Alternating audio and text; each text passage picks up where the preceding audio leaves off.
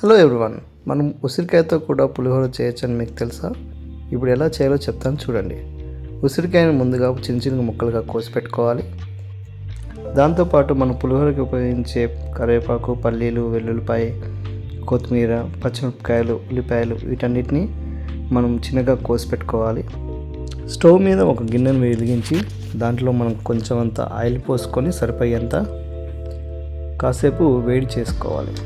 తర్వాత మనం పులిహోరకు ఉపయోగించే పోపులు ఏమైనా ఉంటే అవి వేసుకోవచ్చు. కొద్దిగా పల్లీలు వేస్తున్నాను.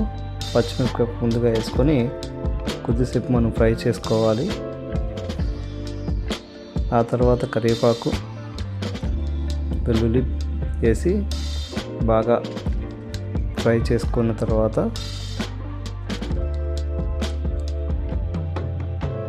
అందులో జీడిపప్పు వేసి కలిపి బాగా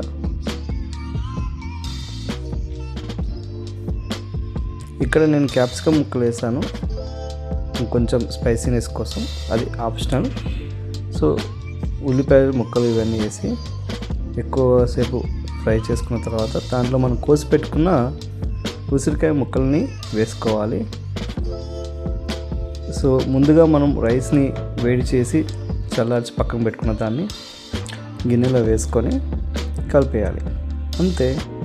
సో ఇక్కడ మనకు డెకరేషన్ కోసం కొంచెం కొత్తిమీరని వేస్తున్నాను. సో ఇది తినడానికి చాలా ట్యాంగీగా, చాలా నోరు రుచిగా ఉంటుంది. మీరు కూడా ట్రై చేయండి.